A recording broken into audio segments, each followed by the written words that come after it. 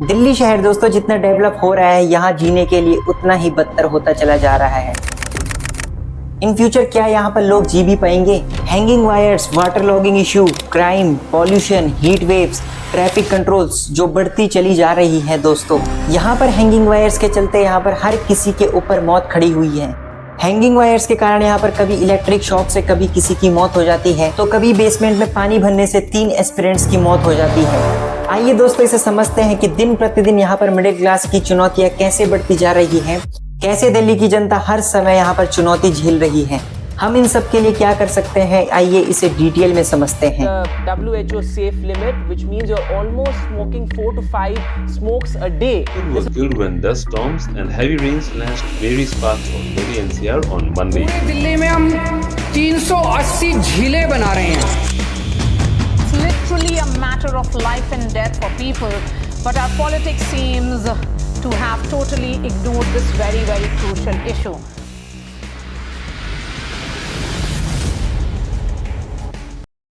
दिल्ली दिलों का शहर जहाँ पर दोस्तों भीड़भाड़ है, गुनगुनाहट है, और इसी शहर में दोस्तों पनप रहा है संकट, मौत और टेंशन। बरसात के समय दोस्तों हर सड़क, हर गली, हर मोहल्ले में पानी भर जाता है। इसी पानी की समस्या से दोस्तों कभी यहाँ पर कोचिंग में 3 यूपीएससी एस्पिरेंट्स की मौत हो जाती है, तो कभी यहाँ पर पूरे हॉस्पिटल में पानी भर जाता है। जो ये दिल्ली का दोस्तों ड्रेनेज सिस्टम है 1976 से चला आ रहा है, जिसे आज तक यहाँ पर चेंज नहीं किया गया। और आज भी हम एज्यूम कर रहे हैं कि जो 1976 की पॉलिसी थी वो आज तक यहाँ पर इम्प्लीमेंट में लाई जा सकती है और उससे वाटर लॉगिंग की समस्या से बचा जा सकता है। इसी पानी की समस्या से जो दोस्तों दिल्ली में रहते हैं उन्हें पता हो गई कि कभी यहाँ पर नाली का पानी सड़क पर आ जाता है, कभी जो गड्ढे हैं उनमें पानी भर जाता है और हर समय उन्हें कितनी तकलीफ झेलनी पड़ती है। पर गवर्नमेंट क्या कर रही है यहाँ पर दोस्तों? कर रहा हूँ, देखो तो सही। 2002 में यहाँ पर दिल्ली गवर्नमेंट ने पूरी इलेक्ट्रिक सप्लाई एक प्राइवेट हाथों में सौंप दी। जो आप दिल्ली की हालत दोस्तों अभी भी देख सकते हो, हर गली, हर मोहल्ले में कुछ इस टाइप की तारें आपको देखने को मिल जाएंगी। आंधी तूफान बारिश में दोस्तों यही हाई टेंशन तारें टूटती हैं और अगर किसी व्यक्ति पर ये गिरती है तो उसकी एक पल में वहां पर मौत हो जाएगी। और अगर आप दोस्तों यहाँ पर ओल्ड दिल्ली में चले गए तो वहाँ का इलेक्ट्रिसिटी इंफ्रास्ट्रक्चर और भी खराब है। जो पूरी ओल्ड दिल्ली है दोस्तों यहाँ पर वो आग के ऊपर बैठी हुई है। जहाँ पर कोई इंफ्रास्ट्रक्चर नहीं है इलेक्ट्रिसिटी सप्लाई का, अगर यहाँ पर कोई स्पार्क होता है या फिर करंट की लीकेज होती है तो दोस्तों यहाँ पर ओल्ड दिल्ली के कई घर जलकर राख हो जाएंगे। पर गवर्नमेंट तो चिल कर रहा हूँ, देखो तो सही। जो दोस्तों पूरी हाई टेंशन तारे हैं और जो ओवर हीट हो जाती हैं, इन सब के लिए एस्टिमेट किया जाता है कि 2800 करोड़ तक का बजट चाहिए और ये अंडरग्राउंड हो जाएंगी सारी तारें, और ये इश्यू भी सॉल्व किया जा सकता है और उन करोड़ों लोगों की जान बचाई जा सकती है। पर यहाँ पर दोस्तों ये इश्यू भी तब उठेंगे जब यहाँ पर किसी की डेथ हो जाएगी। जैसे यूपीएससी एस्पिरेंट्स की यहाँ पर मौत हुई, उसी प्रकार इस करंट से या फिर वाटर इश्यू से किसी की डेथ होती है तो ये इश्यू तब उठते हैं। उसके अलावा ये पूरा इश्यू ठंडा रहता है। अब आइए दोस्तों हम दिल्ली के इंफ्रास्ट्रक्चर पर नजर डालते हैं। मेहरौली की ये टूटी सड़कें, ये गंदगी का अंबार, जो दोस्तों सिर्फ मेहरौली की कहानी को बयां नहीं करती, पूरी दिल्ली की कहानी को बयां करती है। इसी मेहरौली इलाके में दोस्तों आसिफ नाम का लड़का 33 साल से रहता है, जो कि एक छोटी सी फ्रूट शॉप चलाता है। वो कहता है कि डीएम ऑफिस और उसके आसपास पूरा साफ है, पर कोई रेजिडेंशियल एरिया की परवाह नहीं करता। नाले का पानी यहाँ पर रोड्स में आ जाता है और ओवरफ्लो होने लग जाता है। पूरे रोड में यहाँ पर गड्ढे हुए हैं जिससे 2 व्हीलर फंस जाती है, गिर जाती है। आसिफ कहता है दोस्तों यहाँ पर कि उसने पार्टी लीडर्स को कितनी ही बार ये बात बताई है, but no ones care about it. Suresh Kumar नाम का एक व्यक्ति है जो कहता है इलेक्शन के समय सारे नेता प्रॉब्लम सुनने, वोट मांगने आ जाते हैं, पर कोई यहाँ पर काम नहीं करता।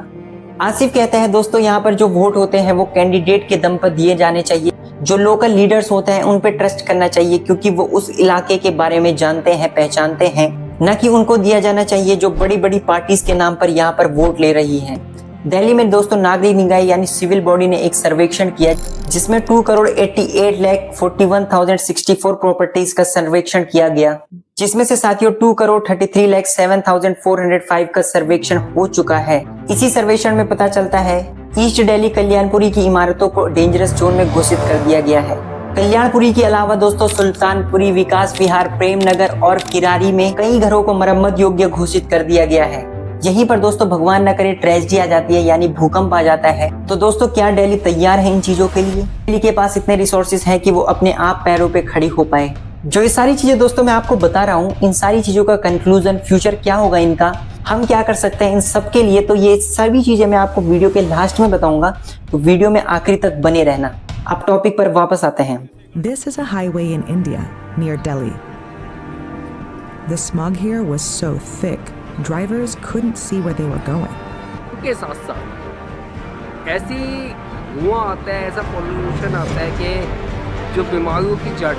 India's capital, and its dangerously polluted air is putting millions at risk. आंखों में भी जैसे मिर्ची डालते हैं ऐसे जलन हो रही है आंखों में। The city is being described by authorities as a gas chamber. Schools have been shut down, and there are temporary restrictions on the number of cars allowed on the road.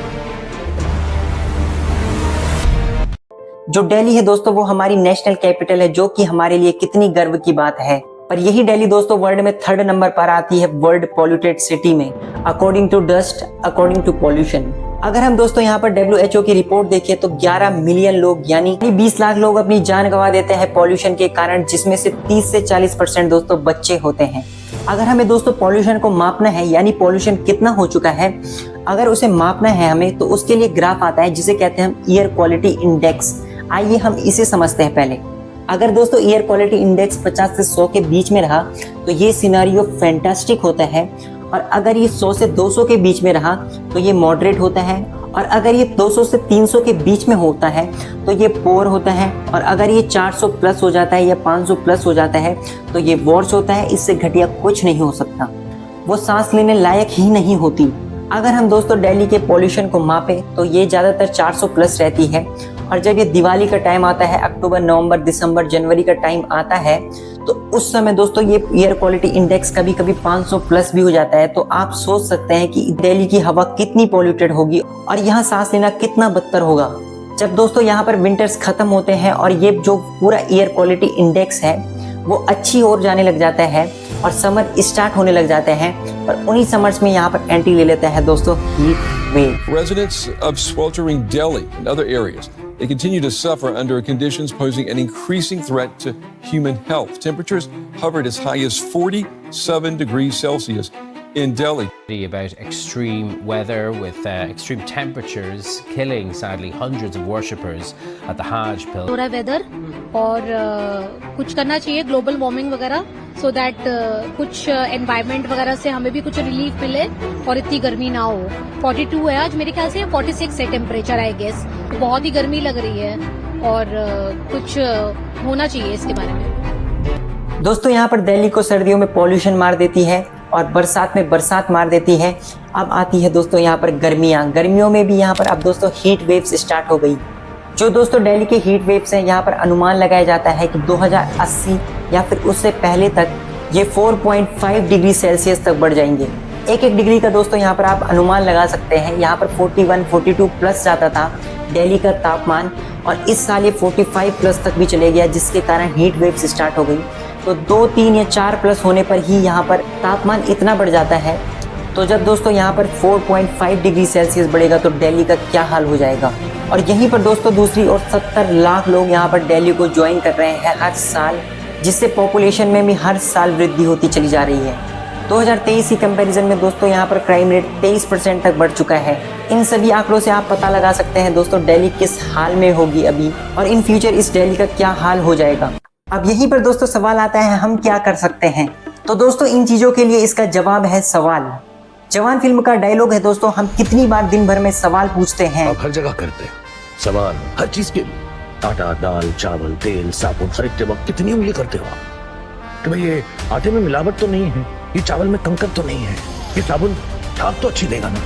Motorcycle लेते हैं भाई इसकी mileage तो ठीक है ना, इसकी after sale service अच्छी है। छोटा सा पेन खरीदते वक्त कितनी किस्सा पिटी करते हो, कितनी किस्सा पिटी, हर जगह हर वक्त हर चीज के लिए सवाल पूछते हो, सिवाय एक चीज के, अपनी सरकार चुनते वक्त। अब दोस्तों यहाँ पर मैं ये नहीं कह रहा कि आप प्रोटेस्ट करिए या फिर कहीं पर रैली करिए। दोस्तों हम ये तो नहीं कर सकते, पर इन पूरी कुव्यवस्थाओं के पीछे हम सवाल पूछ सकते हैं। सोशल मीडिया के थ्रू, ट्विटर के थ्रू हम सवाल पूछ सकते हैं, और डेमोक्रेसी का दोस्तों यही फायदा है कि हर कोई सवाल पूछ सकता है। और दोस्तों हम जो अपनी तरीके से इन्वेस्टिगेट कर सकते हैं, जो जगह जगह पे कूड़ा फेंकने की आदत है दोस्तों, उसे आज ही बंद करना पड़ेगा। नेता के जात पात धर्म लिंग पर वोट देने के बावजूद दोस्तों हमें एक सही कैंडिडेट को वोट देना होगा। हर किसी के राइट्स है दोस्तों, हर किसी को अपने राइट्स पहचानने पड़ेंगे। अच्छी सुविधा, हवा, पानी, अच्छी लिविंग दोस्तों ये हमारी जरूरत नहीं, ये हक है हमारा।